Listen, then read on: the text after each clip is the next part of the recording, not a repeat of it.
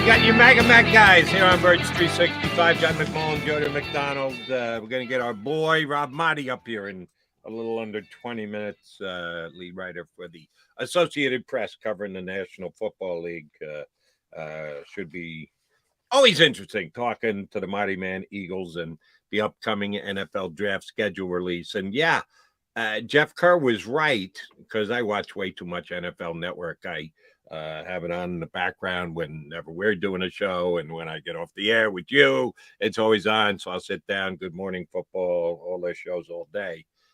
It did seem like they were a little lax in promoting the schedule release on Thursday because over the last couple of years, it has become 24, if not 48 hours of programming for them, because that's all they talk about. And they break it down and they bring in guys talk about specific a week 11 matchup between two teams in the NFC North. And they're going to go 20 minutes of conversation. I'm going, really? We're making this big a deal out of it, but it is what it is. That's their, they are the NFL Network, so they're going to go deep dive on almost everything. They were a little less in doing so last week. I expected even more because I remembered from last year, just over and over and over and over and over again. Is this going to hit the fan here on Thursday, John? Are they going to push it back because they're still infighting on TV dates and European game? They in Peter's column this morning talked about the games that are supposed to be played overseas and not asking them to do too much. And the Chiefs are supposed to play 2 years in a row in Europe. Do they really want to do that? Is like CBS going, no.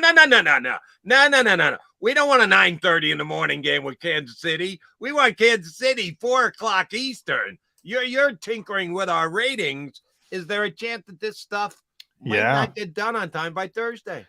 Yeah, there's a chance. And I know I've told you numerous times, Jody, and, when people make those lists of the most powerful people in sports, they're all wrong. They should all be thrown into the circular pile right away. The most powerful people in sports are the guys who sign the checks, the TV executives.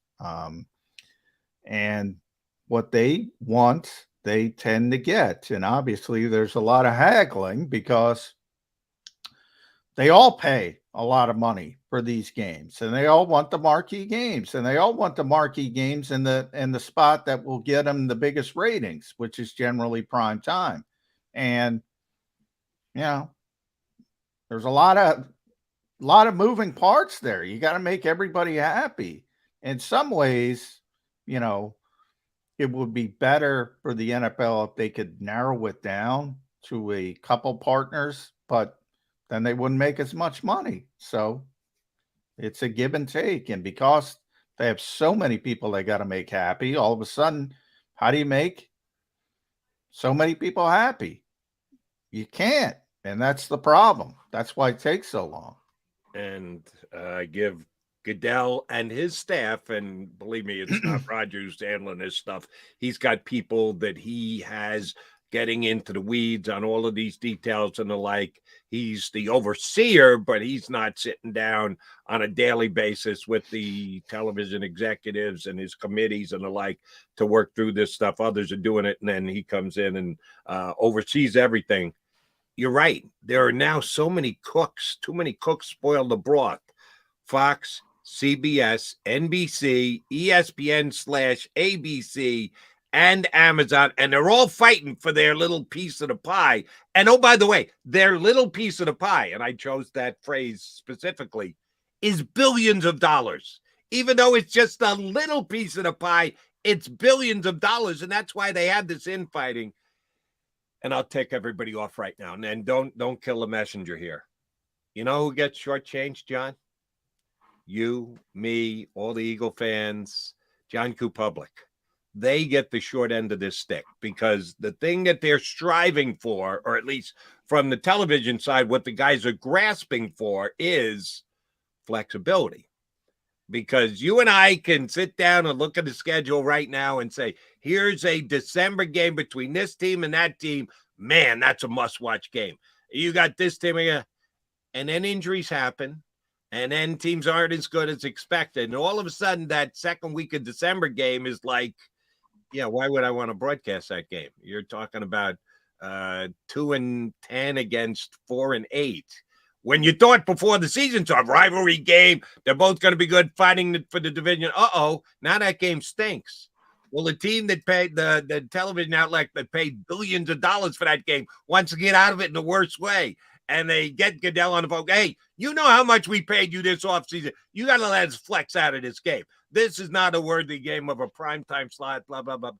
Yeah, that's what it comes down to. So flexibility is what the television networks want. They want to be able to move around and get better games and throw a mediocre game back into the hopper. And they don't care about your schedule. And I'm talking to you, whoever now, that you're going to go out of town that week. You're going to go with the Eagles. You're going to take in that game. You're looking forward to it. That game just became a Thursday game. What the hell? Why is it a Thursday? Now, why is it a Monday night game rather than a Sunday game? Yeah, and there are some owners. I do believe there are some owners that do care about their fans, that fight for their fans, and they are willing to give up something on the back end payment-wise, but there's a whole bunch of owners that just say, do whatever makes us the most money. Yeah, to a degree, there are some owners, I would say. I would just add that caveat. There are some owners better than other owners to a degree, but ultimately they're going to go with the biggest check and they're going to agree to the rules, how they set them up. In a lot of ways, the networks fighting about the games is similar to bands, and what you bring up is exactly right. And we're going to do it. Everybody does it. We're going to play the win and loss game, and but I say beforehand, it's meaningless. Tell me who's healthy that week, because what you said is going to happen. I don't know where, but I guarantee it's going to happen. Somebody who we think is going to be good isn't going to be good. Can I give you the team from last year? And boy, was I woefully wrong about this. The Denver Broncos. They go out and get Russell Wilson. I thought that maybe Nathaniel Hackett would be a good head coach, and I'm hoping he's a good offensive coordinator going back to the Jets, but he was woefully overmanned as a head coach. I had Denver competing with Kansas City for that division, making the playoffs. If I had a chance to broadcast the Bronco game last December, I couldn't get away from it fast enough. Yeah. And vice versa. Somebody's going to be good that we don't expect to be good. But all they can do right now is fight for the games that they think are going to be good. And they might be wrong. But in the moment, that's all you can do. And then you mentioned the flexibility part of it as well. They pay a lot of money, so they're going to try to make them happy, every single one of them. It's interesting. I think people look at the NFL and professional sports as these juggernauts, and they are. Especially the NFL. I don't think people realize how financially tied even the NFL is to the television industry, because there's been a lot of speculation that, and we've talked about this before, that people are predicting it for years. Streaming. It's going to go streaming. Everybody's going to stream. Young people stream. Old people are going to die out like you and me, Jody, and it's going to be all streaming. Hasn't happened yet. They keep predicting it. If the linear television industry collapses and the checks aren't there from the streaming giants, the whole complexion of all sports changes. John, the checks are going to be there from the streaming giants. They're already there. Amazon is already there. Not to the degree of the linear networks. They're still not. They're the cheapest of the group. And there's been this theory of, well, it'll be because remember, you need 4. There's got to be Amazon. It's got to be Netflix. It's got to be Max. It's got to be something else, Paramount, whatever. It's got to be Peacock. It's got to be, and they all have to be willing to spend as much as the linear TV. And the assumption is they will. And probably, if you ask me my prediction, 95% they will. But there is that little room of uncertainty greater empires than professional sports have fallen in the course of history. And all I'm trying to say is if it changes, if the landscape changes, and all these TV executives, and this is why they have such power, wake up one day and say, you know what? We're not getting our bang for our buck. Screw this. We'll pay you half. The whole complexion of the industry changes. Every professional sport, whole complexion changes. Yeah, usually I'm the hypothetical guy. I think you're the hypothetical guy here. Do you really see that happening?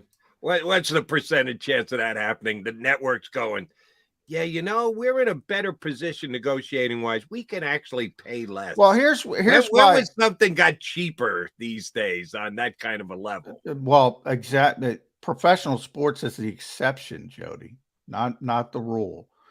Everything has gotten cheaper. They don't spend as much money on scripted programming. They don't spend any money on scripted programming. Warner Brothers Discovery, which owns, pretty big company, TNT, TBS, NBA rights, NHL rights, they gutted their whole scripted television department. They don't do scripted television anymore. Well, because they got sports programming. Yeah, but you're saying it at everywhere in television has been gutted except professional sports. The assumption is, and it has been to this point, so I get why people won't even think about it, is it'll keep going up and up and up and up and up. But, I did a lot of TV reporting earlier in my career. I know a lot of the people that are in, and they're concerned. Now, they think it'll always be fine for the NFL, the NBA, Major League Baseball, the top tier entities. But those second tier entities, like the whole crux of spring football has been, well, if they can give us $50 million, we can make money. They won't do it. They don't do it. They haven't done it. So these second tier, aren't the USFL and XFL being broadcast right now? Yeah, but they're not. They're on barter deals, or Dwayne Johnson is essentially, and his company is essentially floating the money with the hope. Same thing with Vince McMahon, that down the road they can get the big TV rights deal. They don't have it yet. Now, they have such big names they can barter. Hey, we'll put it on. We'll pay production costs because it's so cheap for them, the networks. That's why it's on. They're not paying for the product. They pay for the NFL product. That's the key. TV rights fees is the key to it all. Now, as you know, you're a wrestling guy. I'm a wrestling guy. Tony Khan as well. His whole business plan is tied to somebody paying for TV rights. Right. Right now, he's getting $45 million a year. He's losing his what. The hope is when the new contract comes up, he doubles or triples or quadruples, and then it'll be fine. If he doesn't, he's up what creek. TV rights fees rules the world when it comes to professional sports. And if it ever changes, people got problems. I understand the point you're trying to make, and a lot of it is valid, but I don't think I have a bunch of streaming services. I don't pay a ton. I pay enough. And Amazon I have because my wife has been using Amazon Prime for delivery purposes for years. So that comes along. I'm already paying for that anyway, that I didn't worry about because it's the wife's decision. But they pay a lot for an inferior product. And that's why they're fighting the fight these days is they got Thursday night, which is the redheaded stepchild of NFL broadcasting. And they're writing a big enough check that they're flexing their muscle going, wait a minute. We're not getting enough for what we're paying here. You got to do better for us, NFL. And that's why they had the conversation at the owners' meetings. We need to do something else for Amazon here, maybe giving them flex, and then coming up with a compromise position of, well, maybe we'll put a good team on there twice rather than just once a year. Oh, I think that trending, and again, if you're not a fan of trending, I got bad news for you. It's the future.